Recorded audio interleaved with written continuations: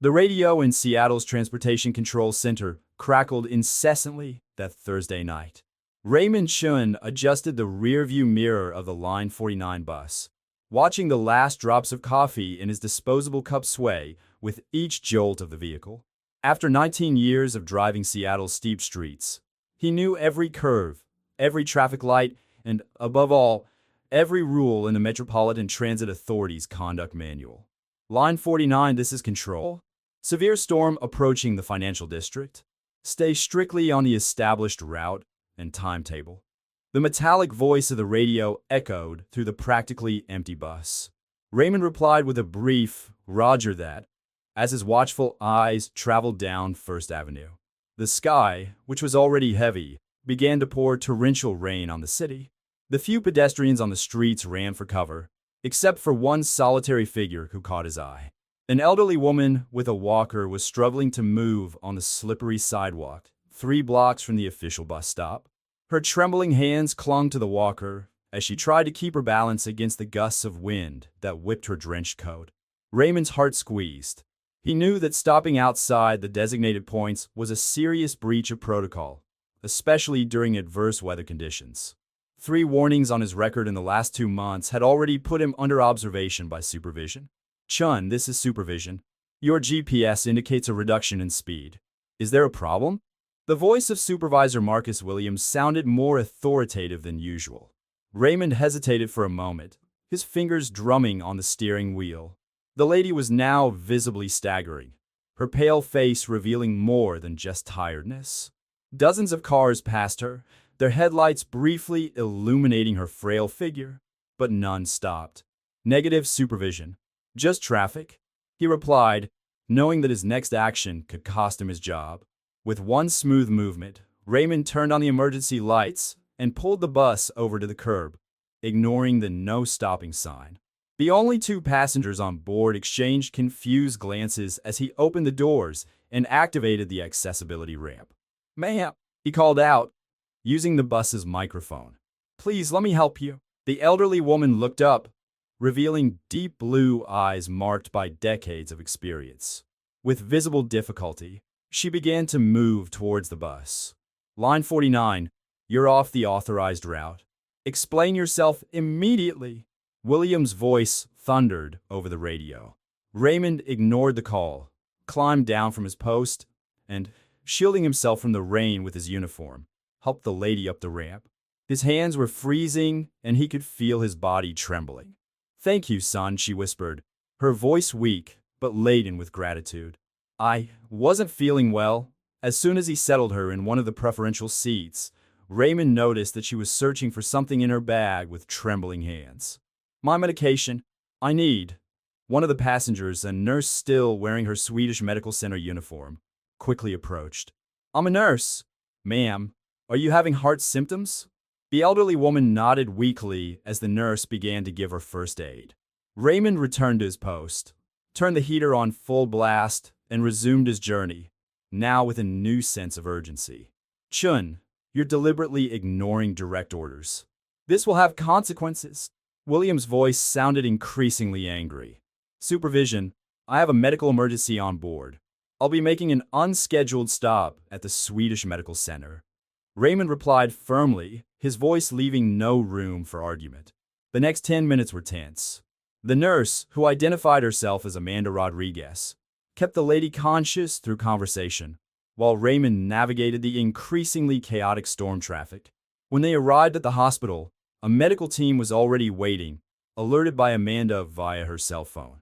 As he watched the paramedics take the lady away, Raymond felt a mixture of relief and apprehension. He had saved a life, but he would probably lose his job. "What's your full name, son?" the lady asked weakly as she was placed on the stretcher. "Raymond Chun, ma'am." "Raymond Chun," she repeated, as if committing the name to memory. "You won't regret this kindness." When the bus finally returned to the garage 3 hours later, Raymond was immediately summoned to Williams' office. The supervisor, a middle-aged man with a stern expression, was already waiting for him with a pile of forms on his desk. "Chun, you violated 5 regulations tonight. Stopping in a prohibited place, deviating from the route, leaving the driving position, Williams began to list them. "I save a life, sir," Raymond interrupted, keeping his gaze steady. "The rules are there for a reason, Chin. We can't." The phone on Williams' desk rang, interrupting his speech. His face changed expression as he listened, going from irritation to surprise, and finally, to something close to astonishment. "Yes, ma'am. Yes, he's here with me now. I understand perfectly. Yes, ma'am, Judge." Raymond watched the transformation in his supervisor's countenance with curiosity. When Williams hung up the phone, he sounded like a different person. "That lady you helped? That was Federal Judge Margaret Foster. Retired 2 years ago, but still one of the most respected figures in the Washington judiciary. She just called from the hospital to personally thank the company for having such a dedicated driver." The silence that followed was broken only by the sound of rain on the window. Williams picked up the warning forms and slowly tore them open. "Chun, sometimes doing the right thing means more than following the rules to the letter," he said at last. "Go back home. Tomorrow we'll talk about implementing new protocols for emergency situations." Raymond left the office feeling the weight of the last few hours on his shoulders, but certain that he had made the right choice. As he walked to his car in the now gently falling rain, he thought about how a simple act of compassion could trigger changes far beyond his immediate comprehension. The next morning, news of Raymond Chen's act spread through the Metropolitan Transit Authority like an insistent whisper. The administrative corridors, normally busy with conversations about routes and schedules, were now buzzing with discussions about ethics, compassion, and the rigidity of protocols. Raymond arrived at work earlier than usual, his hands still shaking slightly as he held his morning coffee. The first person he met was Amanda Rodriguez, the nurse from the night before, who had apparently taken a purposeful detour on her way to the hospital. "You probably saved her life," Amanda said, leaning on the counter in the driver's lounge. "Judge Foster had an episode of atrial fibrillation. If she'd stayed in that rain any longer," before Raymond could reply, Marcus Williams appeared in the hallway, his countenance significantly softer than the night before. "Chun, I need you in the conference room. Now." Raymond's heart raced as he followed his supervisor. To his surprise, the room was occupied not only by Williams, but also by Catherine Bennett, the MTA's Director of Operations, and 2 other executives he didn't recognize. "Mr. Chun," Catherine began, gesturing for him to sit down, "your actions last night provoked interesting discussions in our board of directors." She paused, adjusting her gold-framed glasses. "Judge Foster not only called to thank you, but also sent a formal letter highlighting how our current protocols can inadvertently discriminate against people with special needs." Raymond watched as Catherine slid a document across the table. It was a preliminary proposal for a new set of operational guidelines, entitled the Humanitarian Stop Protocol. "We want you to lead a committee to develop these new guidelines," Williams explained, his voice carrying a tone of respect that Raymond had never heard before. "Your experience on the streets, combined with, well, your judgment demonstrated yesterday, can help us find a balance between security and humanity." As the meeting continued, Raymond couldn't help but think of his father, who had emigrated from Shanghai decades ago. "Sometimes, son," he used to say, "the universe puts obstacles in our way not to stop us, but to show us a new path." Morning turned into afternoon, and Raymond found himself immersed in discussions about safe zones for emergency stops, communication protocols, and awareness training. In between meetings, he received a message from the Swedish Medical Center. Judge Foster would like to see him. On entering room 415, Raymond found a very different Margaret Foster from the frail figure of the night before. Sitting up in her hospital bed, she emanated an aura of dignity that her nearly 80 years could not diminish. "Mr. Chun," she smiled, indicating a nearby chair. "Or may I call you Raymond? Please have a seat. We have a lot to talk about." Over the next hour, Margaret shared stories from her legal career, including cases that changed public policy and made a difference in the lives of ordinary people.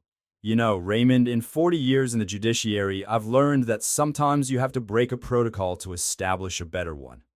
She then revealed that before retiring, she had presided over several cases involving the rights of people with disabilities. "What you did yesterday wasn't just to help me. You exposed the systemic flaw that affects hundreds of people every day." Raymond watched as she picked up her folder of documents. "I've drafted some suggestions for the new protocol," she said, handing him a set of papers. "Based on years of case law and now personal experience." As Raymond left the hospital, his hands clutching the judge's notes, he felt the weight of the responsibility he now bore. He was no longer just a bus driver. He had become an agent of change. Back at the garage, he met Amanda again, this time accompanied by other drivers who wanted to hear her story firsthand. Among them was Carl Whitaker, a veteran with 30 years service. "You know, Chun," Carl said, his raspy voice carrying the weight of experience. "In all these years, I've seen a lot of us wanting to do the right thing, but being afraid of the consequences. Maybe now things will start to change."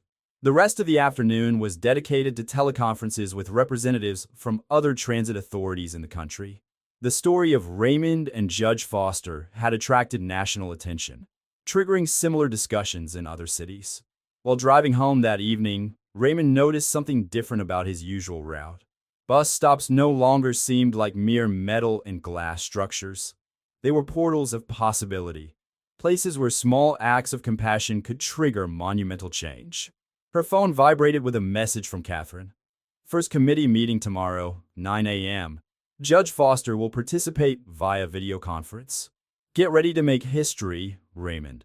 He smiled, remembering his father's words about obstacles and new paths.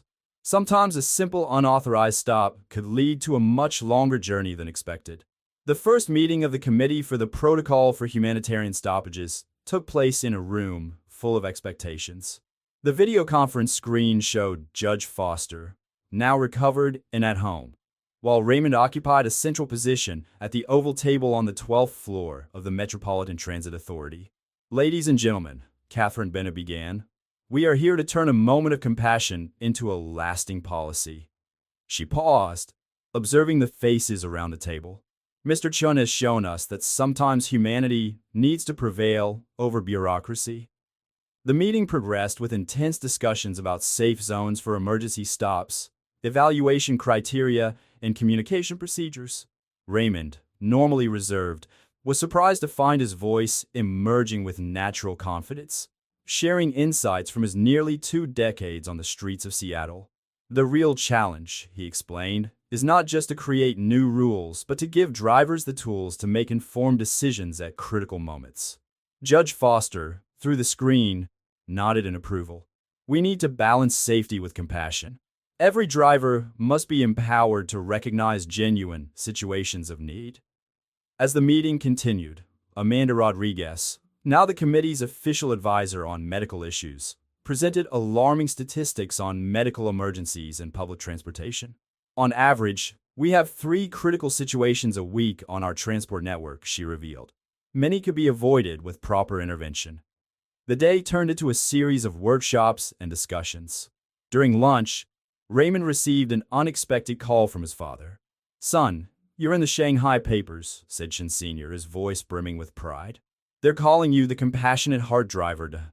Raymond blushed at the title, but the conversation with his father made him reflect on how small actions can transcend borders and cultures.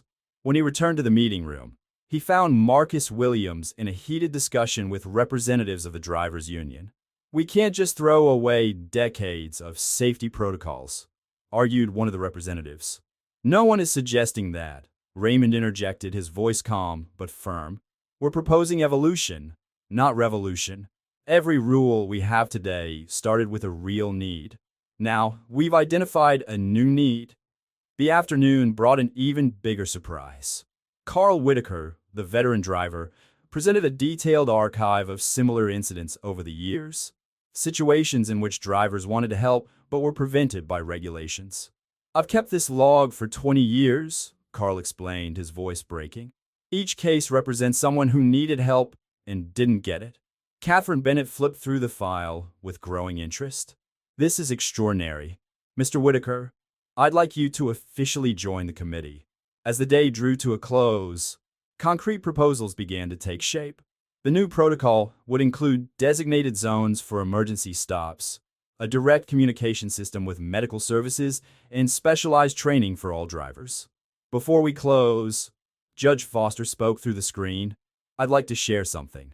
Yesterday, I received visits from several people with disabilities. They all had similar stories about times when they needed help and couldn't find it. Raymond, your action didn't just save my life. It's about to change thousands of others. After the meeting, Raymond met Amanda in the parking lot. She said, when I chose to become a nurse, it was because I wanted to make a difference in people's lives. I never imagined that a bus driver would teach me so much about that. Sometimes the difference we make is bigger than ourselves, Raymond replied, remembering his father's words. On his way home, he stopped at a cafe near First Avenue, coincidentally close to where he had met Judge Foster that rainy night. The barista, recognizing him from a local news report, refused to accept his payment. "What you did," said the young man, "made me believe that there are still people who really care." At home, Raymond found his email flooded with messages from other bus drivers across the country, sharing their own stories and expressing support for the initiative. One message in particular caught his attention. It was from a Portland driver who had been fired years before for a similar situation. "Your courage," the message read, "is opening doors that many of us dreamed of crossing." Sitting in his small living room, Raymond reflected on how his life had changed in just a few days. The photo of his father on the wall, taken on the day he received his American citizenship, seemed to smile with even more pride. His phone buzzed with a message from Catherine. "Tomorrow we present the final draft of the protocol to the board. Get ready for more changes, Raymond. This is just the beginning." He smiled, thinking about how a simple act of kindness had turned into a wave of change that continued to grow. Somewhere in the city, other drivers were starting their shifts, now with the hope of a future where compassion and regulations could coexist harmoniously. The impact of the humanitarian stop protocol spread far beyond Seattle's borders. In less than 2 weeks, Raymond Shun found himself at the center of a national transformation in public transportation. His inbox overflowed with emails from transportation authorities in different states, all eager to implement similar changes in their own cities. "It's surreal," Raymond commented to Amanda during a break between meetings. "I never imagined that a simple stop would change so much." The nurse smiled, flipping through a stack of medical reports. "Sometimes the biggest changes start with the smallest actions.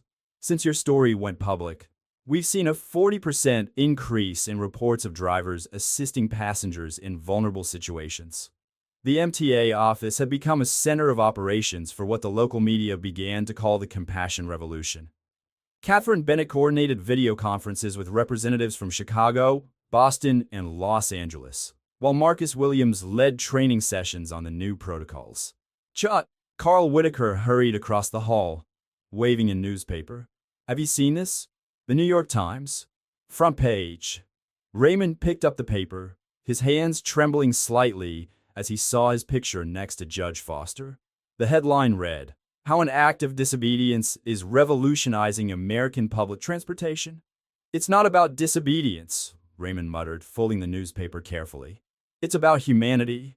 That afternoon, during a training session with new drivers, Raymond shared something he had kept to himself about that rainy night. "Before I saw Judge Foster on the sidewalk," he said, his voice calm but charged with emotion, "I was thinking about my mother. She died 5 years ago after a cardiac episode while waiting for a bus in San Francisco. The driver followed protocol, didn't stop outside the bus stop. She didn't make it to the hospital in time." The silence in the room was palpable. Catherine, who had entered quietly during the report, discreetly wiped away a tear. "That's why this protocol is so important," Raymond continued. "We're not just changing rules. We're saving lives." Judge Foster, who participated remotely in the committee's main meetings, brought a vital legal perspective to the protocol's development. Her civil rights experience helped create guidelines that protected both passengers and drivers. "What we're building here," she explained during a video conference, "is a bridge between operational efficiency and social responsibility. Every bus stop should be a point of safety for our community." The pilot program in Seattle was showing impressive results. In just 2 weeks, 23 cases of successful assistance were recorded using the new protocols. Amanda was coordinating a study on the impact on public health, demonstrating how more flexible access to transportation was benefiting the elderly and people with disabilities in particular. "Look at this." Amanda presented her preliminary data. We've reduced the response time for medical emergencies in areas served by our bus lines by 60%. Raymond continued driving his regular route, turning down offers for a purely administrative position. I need to keep my feet on the ground, he explained. It's on the streets that we see the real impact of what we're doing. On one particularly busy afternoon, Raymond had the opportunity to put the new protocol into practice. A young man on crutches was visibly exhausted, trying to reach a bus stop during a light drizzle. Following the new guidelines, Raymond activated the humanitarian stop protocol, documenting the action via the new digital system installed on his dashboard. "Thank you," said the young man as he got on. "You don't know how much this means." "Actually, I do," Raymond replied with a gentle smile. The end of the day brought an unexpected surprise. Catherine called an emergency meeting with the entire committee. The conference room was packed when she began to speak. "I just got a call from the Department of Transportation," she announced, barely containing her excitement. "They want to implement our protocol nationally. Raymond, they want you to lead the federal training program." The buzz in the room was interrupted by Judge Foster's voice on the video conference screen. "I couldn't think of a more appropriate person. Raymond, you've turned a moment of compassion into a national movement." Driving home that evening, Raymond stopped at the same cafe where it had all begun. The barista, now familiar with his story, served him a specialty coffee. "On the house," he said, pointing to a picture on the wall. It was a clipping from a local newspaper with Raymond's story, framed next to a photo of Judge Foster. Sitting there, watching the city through the cafe window, Raymond reflected on how life could change so drastically in such a short space of time. His phone vibrated with a message from his father. "Son, your mother would be proud. You've turned your pain into hope for others." Raymond smiled, knowing that each new day would bring more opportunities to make a difference. The protocol that was born out of a moment of compassion was becoming a beacon of hope for communities across the country, proving that sometimes the greatest act of leadership is simply listening to the heart. The morning began with an unexpected phone call. Raymond was still preparing for another day at work when Catherine Bennett contacted him with urgency in her voice. "Raymond, we need you at headquarters now. There's been a significant development." Arriving at the office, Raymond found a tense atmosphere. In the main meeting room, in addition to Catherine and Marcus Williams, there were representatives from the Federal Department of Transportation and two corporate lawyers he didn't recognize. "We have a problem," Catherine began, her normally confident tone now charged with concern. "A transportation company in Chicago is suing over the nationwide implementation of the humanitarian stop protocol, claiming that it significantly increases operational risks and insurance costs." Raymond felt the weight of that information. All the progress of recent weeks seemed to be threatened by bureaucratic and financial issues. Judge Foster, participating via video conference, maintained a serious expression. "We cannot allow corporate interests to override human needs," she declared, her voice firm despite the situation. "Raymond, we need concrete data that demonstrates the positive impact of the protocol." Amanda Rodriguez, who had just arrived with a stack of reports, intervened. "I have something that might help. In the last 3 weeks, we've documented 47 cases of successful critical care in Seattle. This represents a 200% increase in the capacity to respond to medical emergencies in public transportation areas." The day turned into a marathon of data analysis and strategy meetings. Carl Whitaker arrived with his updated history file, now including testimonials from drivers in several cities that had implemented the pilot protocol. "Look at this," Carl pointed to a graph.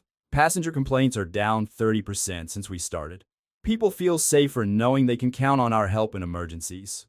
During lunch, Raymond received a surprise visit. Nancy Chun, his aunt who lived in San Francisco, had traveled especially to see him after reading about his story in the newspapers. "Your father told me about your mother," she said softly, as they shared a cup of coffee. "How she waited for that bus. Now I understand why it means so much to you." The afternoon brought a turning point. Catherine organized a national video conference with transport representatives from 20 different states. Raymond, initially nervous about speaking to so many authorities, found strength in his aunt's words. "What we're proposing isn't just a set of rules," he began, his voice gaining confidence. "It's a commitment to human dignity. Every person who gets on our buses entrusts their lives to us, even for a short trip. Judge Foster, who had remained silent, added, "The costs of implementation are insignificant compared to the human cost of not acting. How many lives do we need to lose before we realize that compassion is not a luxury, but a necessity?" Amanda then presented a preliminary study showing that the new protocol had reduced the average response time to medical emergencies by 45% in the areas served. "This isn't just about convenience," she emphasized. "It's about saving lives." As the afternoon progressed, the initial resistance began to turn into genuine interest. Representatives from Chicago, who initially supported the lawsuit, began to reconsider their position. "What strikes me," said one of the corporate lawyers, breaking his professional silence, "is how this transcends the transportation issue. We're talking about a fundamental change in the way cities take care of their citizens." At the end of the day, Catherine brought everyone together for an important announcement. "The Federal Department of Transportation has decided to fully support the protocol," she declared, a smile lighting up her tired face. "What's more, they want to establish a national training center here in Seattle." Raymond observed the faces around him. Amanda, Carl, Marcus, all those who had become more than colleagues on this journey. Each of them had contributed to turning a moment of compassion into systemic change. "There's one more thing," Catherine continued. "The National Public Transportation Association wants to create an annual award in your name, Raymond. The Chun Award for Humanitarian Excellence in Public Transportation." Her aunt's words echoed in her mind. Sometimes, when we lose someone, we find a greater purpose in their memory. His mother had not died in vain. Her legacy would now live on through every life saved by the new protocol. Leaving the office that evening, Raymond stopped briefly at the spot where he had met Judge Foster weeks ago. The bus stop now sported a new sign: Authorized Humanitarian Stop Zone. His phone vibrated with a message from Judge Foster. "Raymond, you didn't just change a system. You changed hearts. Keep being the change we want to see in the world." 6 months after the national implementation of the Humanitarian Stop Protocol, Raymond Chin stood in front of a packed audience at the Seattle Convention Center. The auditorium was packed with drivers, transportation managers, and government officials from all over the country for the first Chun Humanitarian Excellence Award ceremony. "When I stopped that bus on that rainy night," Raymond began his speech, "I wasn't thinking about protocols or policies. I was thinking about my mother, about how a single decision can change or save a life." In the front row, Judge Margaret Foster, now fully recovered, smiled approvingly. Next to her, Catherine Bennett held a folder containing the program's latest data. More than 1,000 lives positively impacted across the country, a 60% reduction in response times to medical emergencies in public transport areas, and an astonishing increase in user satisfaction. "True heroism," Raymond continued, "is not in big dramatic gestures, but in the small decisions we make every day to help each other." Amanda Rodriguez, now National Director of Medical Training for the program, presented the figures that had turned skeptics into advocates. "In just 6 months, we've documented more than 3,000 cases of successful critical care across the country. These aren't just statistics. These are lives, families, stories." The National Training Center, established in the former MTA building in Seattle, had become a model of innovation in humanitarian public transportation. Drivers from all over the country came to learn not just procedures, but a new philosophy of public service. During a break in the ceremony, Raymond found Carl Whitaker talking to a group of new instructors. "You know what I'm most proud of?" Carl commented, his eyes shining. "Seeing young drivers coming into the service already with this mindset of care and compassion as a natural part of the job."